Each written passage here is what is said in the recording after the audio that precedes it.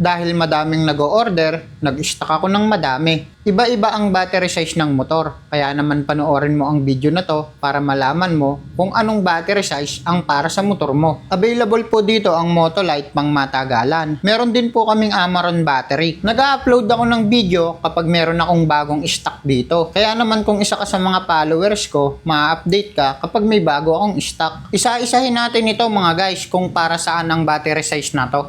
Para sa mga naka TMX Supremo, ito po yung battery size para sa motor mo. Pwede rin ito sa mga naka Barako 3 at saka sa KLX 150. Kaya naman kung yan ang motor mo, ito yung battery size para sa'yo. MF7LB. Gawa din ito ng Motolite. Maintenance free na siya, hindi nyo na kailangan lagyan ng tubig. Makunat ang battery na to. Ang ibig kong sabihin, matibay, mahaba ang lifespan. Tama lang ito para sa mga naka TMX Supremo. Ito naman yung bestseller namin, Motolite na 5L. Ganito po yung battery size para sa mga naka Honda Click version 1, version 2 at version 3. Ako meron din akong Honda Click version 2, yung kulay pula. At ganito yung ginamit kong battery sa kanya. Hindi ko na experience na yung ilaw sa taillight ay nagkukurap-kurap. Isang taon ko nang gamit yung Motolite battery na ganito sa Honda Click namin at wala akong naging issue. Nung time na nagpalit ako ng battery, nakailaw yung battery indicator light, yung kulay pula. Tapos nung kinabitan ko na netong battery na to, okay na, nawala na yung ilaw. Ito po yung bestseller namin, kaya nag-stock ako ng madami. Next naman natin, itong Motolite na 4L. Ganito naman yung battery size para sa Suzuki Smash, Mio Salty, Yamaha Sniper, Mio i125, M3.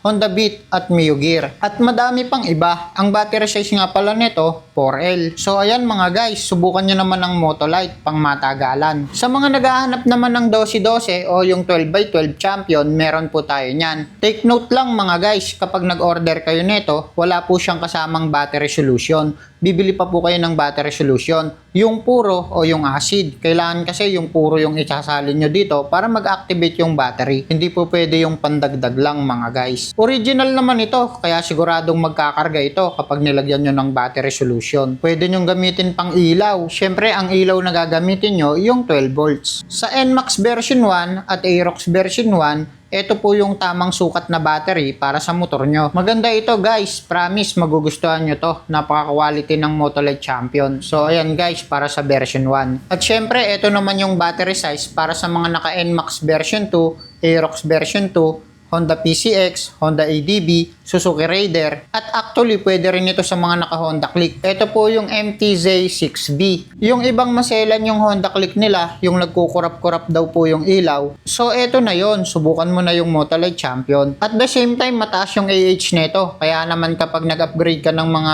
driving light o kaya mga busina at nagcha-charge ka pa ng cellphone sa motor mo, ito yung magandang battery para sa motor. Ito naman yung panlaban natin dyan sa Champion, itong Amaron battery. Pwede rin siya sa NMAX version 2, Aerox version 2, Honda PCX, Honda ADB, Suzuki Raider, at pwede rin siya sa mga naka-Honda Click syempre.